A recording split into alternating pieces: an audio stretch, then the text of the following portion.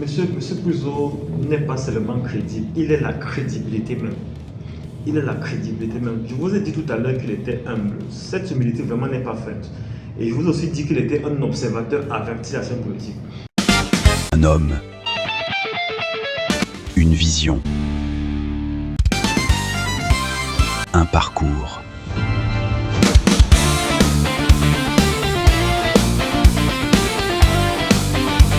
Bonjour, bonsoir et bienvenue dans Un homme, une vision, un parcours. Une émission qui vous propose de découvrir une personnalité à travers ceux qui la connaissent le mieux.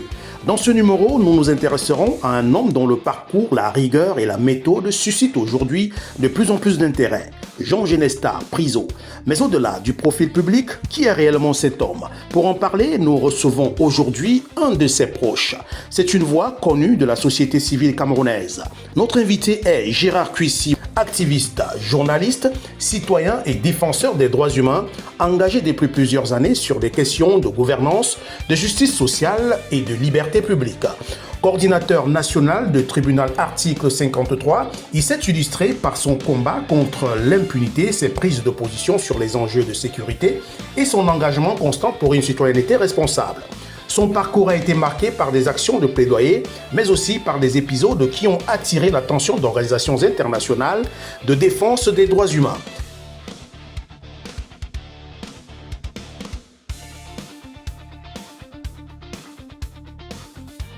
C'est donc avec le regard d'un homme engagé, habitué à observer les questions publiques avec exigence, qu'il nous parlera aujourd'hui de Jean Genesta Priso, puisque nous sommes dans son bureau.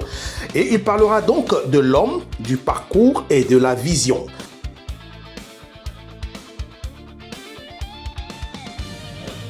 Alors Gérard Kuissi, vous connaissez Jean Genesta Priso depuis un certain temps et j'imagine que cette relation ne s'est pas construite par hasard. Avant même d'évoquer donc sa vision ou son parcours, j'aimerais revenir à l'origine de votre rencontre. Racontez-nous comment cette relation entre vous est-elle née. Ça part du personnage même. C'est un observateur très averti de la scène politique nationale, un observateur très silencieux qui regarde. Et donc après une arrestation, il m'a appelé, il m'a reconforté, il m'a encouragé. Et ça m'a vraiment beaucoup marqué. On ne se connaissait pas du tout. Donc il était parmi mes lecteurs, mes followers. Et ça m'a vraiment fait très plaisir. Et depuis ce temps, on est resté en contact. Et après, je suis même allé chez lui en Côte d'Ivoire et tout. On a de très très bons rapports. Voilà comment on s'est connus. Vous avez un regard d'observateur, un regard critique sur des questions publiques. Et justement, lorsque vous regardez Jean Genesta Priso, au-delà de ce que le public peut percevoir, quel homme voyez-vous réellement? Le profil que le public connaît, c'est un homme humble, affable, qui parle peu, qui ne fait pas beaucoup de bruit. Comme vous avez dit, c'est un observateur très silencieux. Mais c'est quelqu'un de très rigoureux, de très ponctuel, d'extrêmement respectueux. J'ai vécu des scènes avec lui où vraiment le respect, c'est sa marque. Et très rigoureux, très ambitieux et très travailleur. Voilà le personnage qui a derrière ce que l'on voit en public. Vous êtes particulièrement attentif aux questions d'éthique, ça on le sait, surtout de gouvernance et même de responsabilité. Alors, essayez de nous dire, est-ce que vous identifiez chez Jean Genesta Priso ces marqueurs-là, cette rigueur, cette intégrité, voire même ce sens du devoir? Oui. Un jour, il y avait une dépense qu'on devait effectuer. Et c'est quelqu'un de très intègre, qui respecte beaucoup les procédures. Alors, on devait effectuer une dépense, c'était même pas beaucoup, 20 ou 30 000. Et il ne parvenait pas à trouver la ligne de crédit correspondant à son entreprise. N'ayant pas trouvé, il a dû laisser la caissière et donner de l'argent de sa poche. Donc, vous voyez que vous ne connaissez pas beaucoup de chefs d'entreprise qui feraient ça. Et puis, un autre jour, il avait un travail à faire. Et puis, il a préféré prendre un jeune de 25 ans, plus compétent, plus à même, pour effectuer ce travail, alors qu'il pouvait le faire, ses collaborateurs pouvaient le faire, mais il a choisi un jeune de lui donner sa chance pour faire ce travail. Et pour moi, ce sont des caractères, ce sont des qualités d'un homme d'exception. On parle beaucoup aujourd'hui de leadership, parfois d'image, parfois de communication.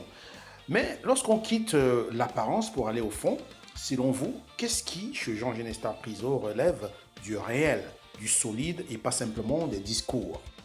Oui, son humilité n'est pas feinte. Son humilité n'est pas feinte, c'est-à-dire qu'il ne feinte pas d'être humble. C'est-à-dire même dans sa façon de faire, lorsque M. Priso vous reçoit, il n'est pas sur le téléphone, il n'est pas sur l'ordinateur, il vous accorde tout le temps qu'il faut pour vous. Donc, ce n'est pas quelqu'un qui vous reçoit quand vous arrivez et dit ah non, quand vous avez rendez-vous avec lui, son secrétariat sait déjà que vous arrivez, il sait que vous arrivez. Si vous allez chez lui, il sait que vous arrivez, il vous accorde le temps qu'il faut. Et s'il vous appelle pour effectuer un travail, vous allez faire ce travail avant de passer à autre chose. Donc, ces qualités-là, c'est ça que je retiens de l'homme. Est-ce qu'il y a d'autres exemples dans le même style ou c'est le seul? Non, il y a plusieurs exemples. Son parcours parle beaucoup pour lui. Vous savez, c'est quelqu'un qui a fait quelques établissements. Il était, de mon point de vue, c'est pas qu'il m'a dit, il devait être très moyen à l'école. Donc, après le lycée de DIA, je crois qu'il allait à Boya. Et après, il allait en Côte d'Ivoire. Et puis, il a fait sciences économiques et il s'est retrouvé dans les nouvelles technologies. Donc, c'est quelqu'un qui fonce. C'était un très grand sportif, un bon footballeur. Il aurait pu évoluer là-dedans. Mais je pense qu'il a voulu satisfaire peut-être ses parents ou quelque chose. Et il s'est mis au travail et vraiment ça lui a réussi. On sait qu'aujourd'hui, beaucoup de citoyens sont en quête de profils crédibles, de personnalités qui inspirent confiance. À vos yeux, Jean Genesta Priso porte-t-il cette crédibilité-là? Et si oui, pourquoi? Monsieur Priso n'est pas seulement crédible, il est la crédibilité même. Il est la crédibilité même. Je vous ai dit tout à l'heure qu'il était humble. Cette humilité vraiment n'est pas faite. Et je vous ai aussi dit qu'il était un observateur averti à la scène politique. Il a rencontré plusieurs leaders sans tambour ni trompette.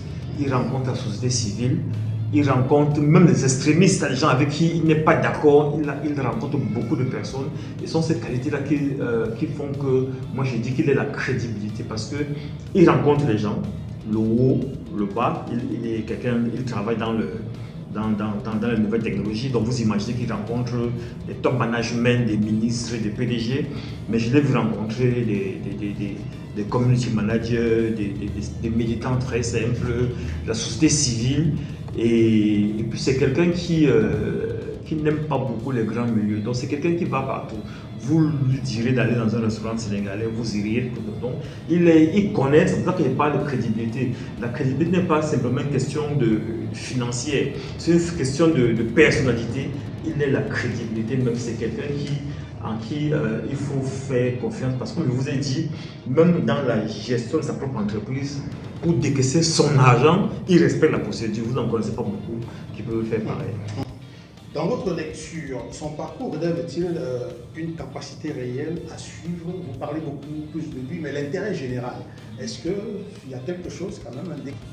Moi, je pense que c'est quelqu'un qui est béni de Dieu parce que il a trouvé son chemin sans beaucoup forcer. Beaucoup de gens forcent, on travaille dans la quincaillerie, on travaille dans l'assurance, on travaille ici avant de trouver son chemin. Lui, il a fait sciences économiques et après la science économique, il s'est essayé dans l'informatique et puis il s'est perfectionné et il est dans son pays d'accueil l'une des meilleures personnalités, l'une des meilleures entreprises dans les nouvelles technologies et ça lui réussit. Et moi je pense qu'il y a beaucoup de discipline dans sa vie. Moi je vais vous raconter une anecdote. On était à Boya avec le docteur Fomoni pour une activité politique. Et on avait fini la journée, on était assis, on mangeait.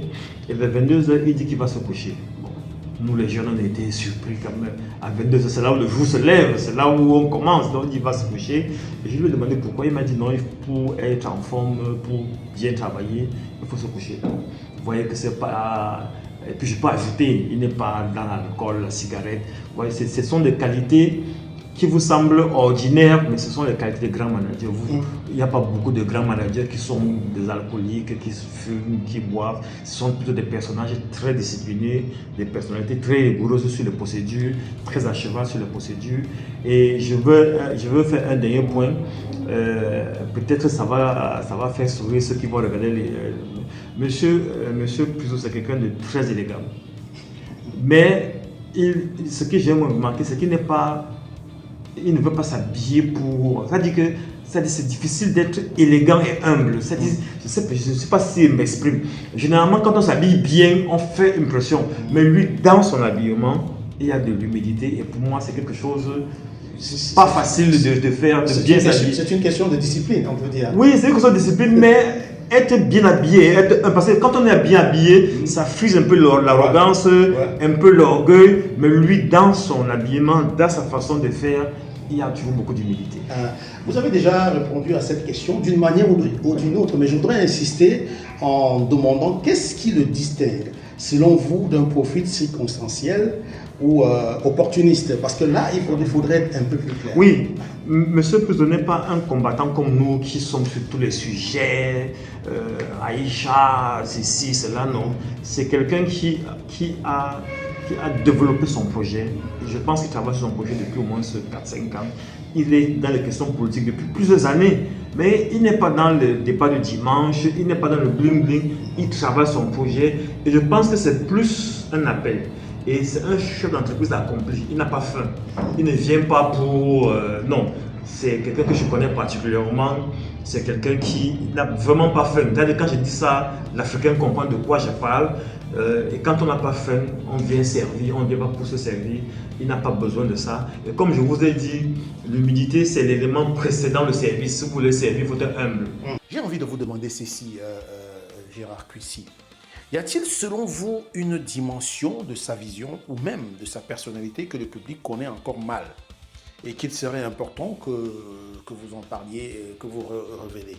Oui, la première chose que je voulais dire, c'est qu'il travaille dans la nouvelle technologie. Et la nouvelle technologie, c'est l'innovation permanente. C'est-à-dire que ce qu'on crée en 2025, en 2026, il est obsolète. Et je prends un exemple. Si il est, je dis n'importe quoi, il est maire, moi je suis sûr que les jours qui suivent, pour légaliser un document, on n'aura pas besoin. Là, c'est un exemple que vous prenez. C'est un exemple que je prends. Pour lui, digitaliser les services d'une commune, c'est un jeu d'enfant. Et l'avantage, c'est que non seulement il va le faire sans avoir besoin de prendre des entreprises, parce que lui-même s'assoit, il peut le faire. C'est des choses qu'ailleurs on fait. Chez nous, ça traîne. Aujourd'hui, si vous voulez légaliser votre acte de naissance ou un diplôme, il faut aller à la mairie sous-préfecture, déposer, aller sous un arbre, attendre. Donc, digitaliser les services, numériser les services pour que quand vous venez, on ne peut pas fouiller les registres de 1942 pour trouver l'acte de naissance. Donc, ne serait-ce que ce pan-là, il va apporter ça. C'est-à-dire que ce n'est pas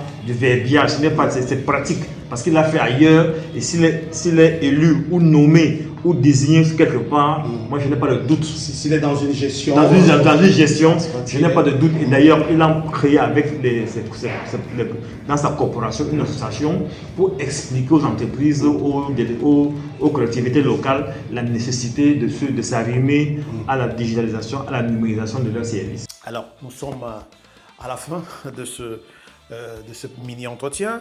En ce qui concerne Jean-Gélestin Priso, si vous aviez là en face de vous les citoyens de Douala, et qu'en quelques mots, vous deviez leur dire ce que représente Jean-Gélestin Priso, que leur diriez-vous? Bon, je dirais que c'est quelqu'un qui réunit tout. Pour parler comme le RDPC, il est autochtone.